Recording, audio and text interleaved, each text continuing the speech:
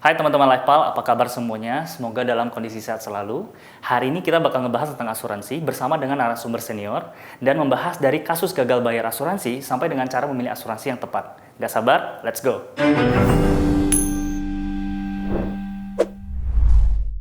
Sebelum kita mulai ngobrol, sebagai konteks dari obrolan kita hari ini, kita mau ngasih statistik dulu nih dari Asosiasi Asuransi Jiwa Indonesia atau AAJI, memberikan data bahwa penetrasi asuransi jiwa di Indonesia pada tahun 2019 itu baru 1,2% jika dibandingkan dengan PDB kita. Nah, angka itu masih relatif kecil banget nih dibandingkan negara-negara Asia lainnya.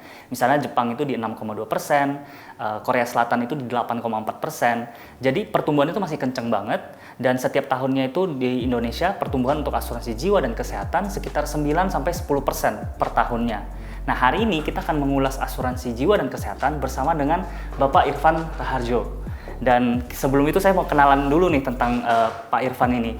Kalau misalnya ada kasus-kasus asuransi gagal bayar, biasanya Pak Irfan ini langsung muncul di media massa seperti itu. Apa kabar Pak? Baik. Terima kasih sudah bersedia hadir di sini. Lifepal luar biasa sekali. Terima kasih Pak. Saya baru kenal ini Lifepal ini, ternyata luar biasa. Kita biasanya kalau di Lifepal pertanyaannya langsung hantam yang berat nih Pak, biar langsung nampol aja Pak. Jadi satu hal yang kita janjiin ke audiens juga adalah ngebahas tentang asuransi gagal bayar nih Pak. Ya. Kita tahu kan belakangan ini ada kasus gagal bayar bahkan dari asuransi yang milik negara seperti itu. Dan ini setelah beberapa tahun pasti ada kasus lagi dan kita pengen tahu nih pendapat dari Pak Irfan sendiri.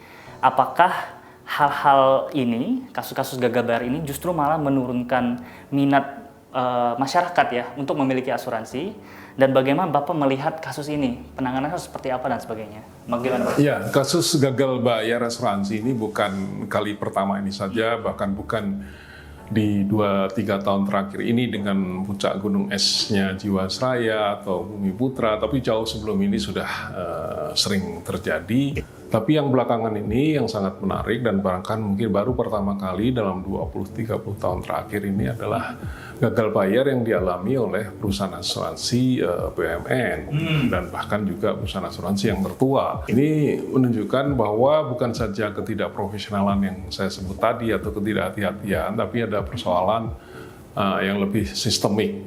Sistemik dalam arti kegagalan kita semua untuk memberi perhatian pada industri ini, baik itu di tingkat pengambil keputusan, Kementerian Keuangan ketika itu, dan bahkan mungkin sekarang di era OJK ini. Menyikapi hal ini Pak, karena kita merasa bahwa tentunya BUMN harusnya bisa menjadi contoh yang baik dan bisa diandalkan lah bagi masyarakat kan. Di mata consumer nih Pak, sebagai nasabah, gimana caranya kita menyikapi hal ini dan memilih asuransi yang bisa dipercaya sebenarnya pada akhirnya? Ya, melihat kondisi kesehatan keuangan perusahaan itu ukurannya yang paling sederhana, yang paling kita sering temui adalah RBC. Jadi perusahaan asuransi harus menghitung risiko, modalnya minimum harus bisa mengcover risiko itu. Maka disebut risk-based capital, modal berbasis risiko. Saya ingin mengatakan yang paling kuat dari berbagai unsur itu adalah testimoni gitu. Karena itu real experience dari nasabah lain gitu Pak ya. Oke. Pak, ini pertanyaan berikutnya lagi nih terkait dengan asuransi jiwa. Sepenting apa sih asuransi jiwa? Kapan sih saya harus punya asuransi jiwa? Ya, asuransi jiwa ini bagi kebanyakan kita waktu ditawarin asuransi jiwa ini kan seperti doain mati ya. Ngapain juga mengasuransikan jiwa, karena kebanyakan konsep masyarakat kita tentang kematian itu sesuatu yang given, yang tidak perlu dihindari. Seharusnya justru di saat muda lah orang membeli asuransi ketika pendapatannya masih besar. Tapi disinilah tantangan bagi praktisi asuransi untuk selalu mengingatkan generasi muda yang bagian terbesar dari penduduk kita ini untuk membeli asuransi jiwa lebih dulu daripada tadi asuransi kesehatan. Kenapa? Karena jiwa ini butuh jangka waktu lebih panjang gitu ya. Oke, kita bakal nanya sama Pak Irfan juga nih terkait dengan BPJS Kesehatan. Banyak yang merasa nih Pak, kalau sudah punya BPJS, saya nggak perlu nambah asuransi swasta lagi atau tidak perlu memiliki asuransi tambahan lainnya.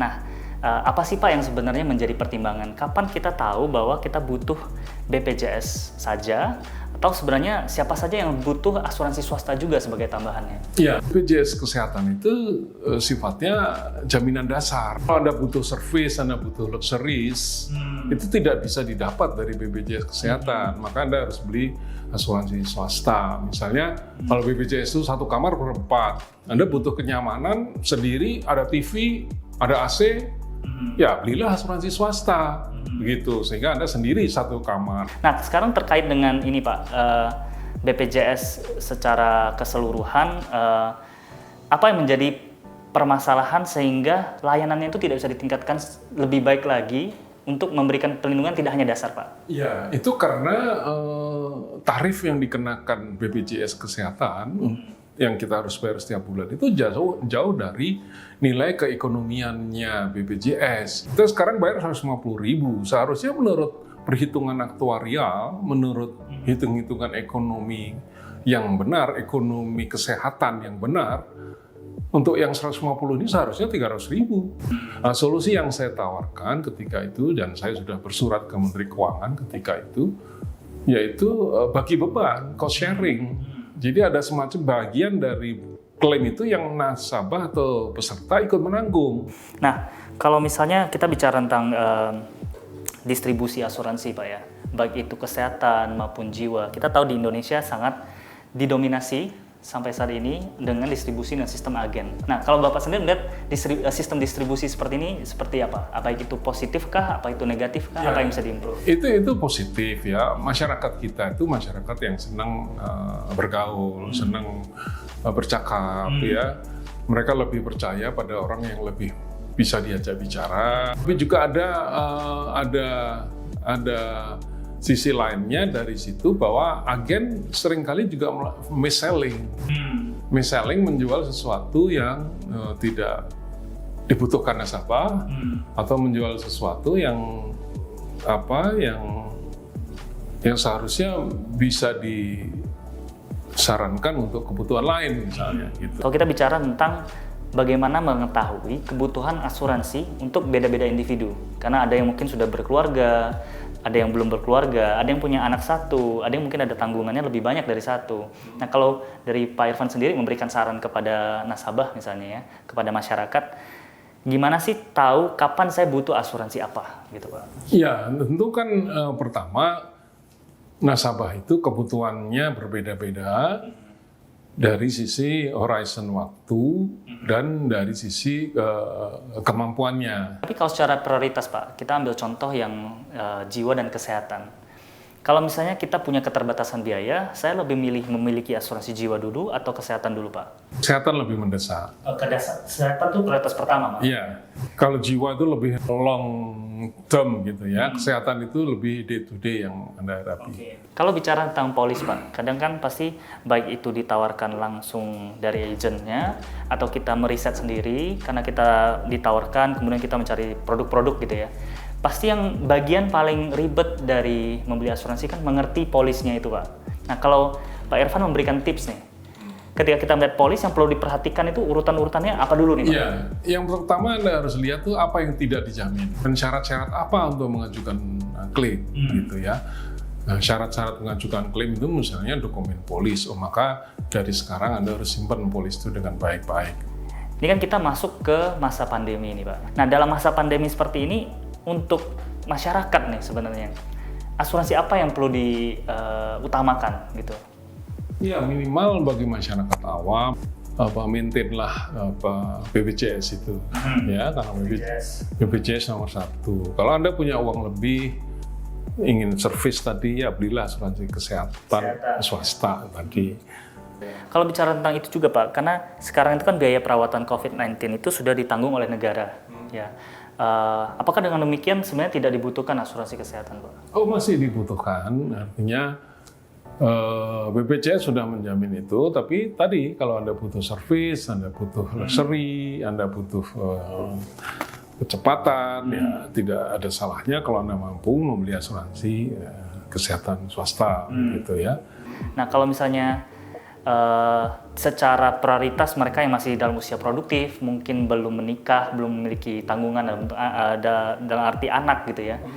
Dalam saat ini apa yang mereka perlu persiapkan, Pak? Nomor satu adalah asuransi jiwa. Di saat muda itu paling baik adalah membeli asuransi jiwa karena preminya masih sangat murah. Nah Pak, terkait soal asuransi dengan anuitas Pak ya, baik itu asuransi pendidikan, artinya ada program tabungannya nih Pak, dan juga unit link, asuransi dengan investasi gitu.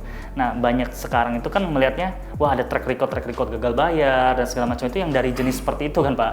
Nah apakah pertama, apakah lebih baik nasabah itu membeli asuransi yang murni saja? Yang kedua, bagaimana tren ke depannya Pak? Apakah akan lebih berkembang yang murni atau terus seperti sekarang yang masih? Ya, ke depan itu dan bahkan mulai sekarang, Anda harus memisahkan, Anda butuh proteksi atau Anda butuh investasi. Kalau Anda butuh proteksi, belilah asuransi yang murni proteksi, karena preminya lebih murah. Tapi kalau Anda butuh investasi, janganlah dicampur aduk dengan asuransi. Nah, kalau untuk industri asuransi sendiri ke depannya Pak, kira-kira dari Pak Irfan sendiri, inovasi seperti apa sih yang diharapkan seorang Pak Irfan untuk melihat ke depannya tuh apalagi yang perlu ditambahkan untuk kepentingan nasabah tentunya ya? Ya, dari sisi platform, dari sisi kanal distribusi, sekarang saatnya dengan COVID ini, mungkin dengan COVID ini kita harus mempercepat lagi digitalisasi asuransi. Tapi ada nggak sih Pak kayak pesan atau mungkin PR nih buat Lifepal? Apa yang kita perlu tingkatkan dan peran seperti apa yang kita perlu ambil di industri ini sehingga bisa membawa industri asuransi ke tahapan berikutnya gitu Pak? Ya, Lifepal harus mengambil posisi Anda sebagai agregator atau sebagai yang mewakili nasabah harus bisa melengkapi nasabah dengan pengetahuan yang baik, dengan edukasi, dengan literasi yang cukup agar mereka bisa mengambil pilihan-pilihan yang tepat begitu. Jadi yang Anda harus lakukan atau Lifepal lakukan itu affirmative action, bahwa Anda harus berpihak kepada sebagian besar dari masyarakat ini. Oke Pak, siap PR-nya. Ini terima kasih untuk Pak Irfan sudah bersedia hadir dan berbagi cerita. Teman-teman semua semoga bisa terinspirasi dan bermanfaat informasinya, dan kita tunggu lagi seri-seri berikutnya di mana kita akan bertanya pada ahli-ahli lainnya dan juga memberikan informasi yang baik untuk teman-teman semua di rumah dan di mana saja. Oke guys, sekian pembicaraan kita dengan Pak Irfan tadi. Semoga bisa bermanfaat dan menginspirasi teman-teman semua untuk mengerti dan membeli produk asuransi dengan tepat. Sampai jumpa lagi di seri berikutnya dan kita bakal ngundang ahli-ahli lain untuk terus memberikan informasi buat semua.